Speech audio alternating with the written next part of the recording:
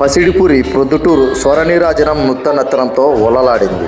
తెలుగువారి గుండె చప్పుడు ఈనాడు అర్ధశతాబ్ది ప్రస్థానాన్ని, ఈటీవీ 30 ఏళ్ల ప్రయాణాన్ని పురస్కరించుకొని నిర్వహించిన వేడుకలకు ప్రొద్దుటూరు శుక్రవారం వేదికైంది. ప్రొద్దుటూరు సమీపంలోని చాపాడు మండలం పల్లవోలు గ్రామంలోని సిబిఐటి మైదానంలో నిర్వహించిన వేడుకలు అంబరాన్నంటాయి.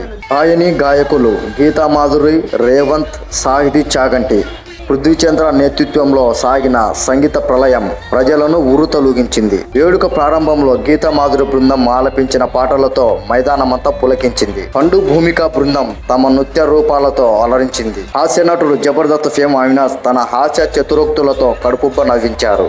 గాయని గాయకుల పాటలకు విద్యార్థులు కాళ్ళు కదిపారు. కుర్చీల నుంచి లేచి నృత్యాలు చేశారు. తాము కూడా స్వరం కలిపి ఆడి పాడారు. ప్రముఖ బుల్లితెర ప్రయోక్త సుమా చలోక్తులు విసురుతూ తనదైన శైలిలో వ్యాఖ్యానం చేసి మరింత జోష్ నింపారు.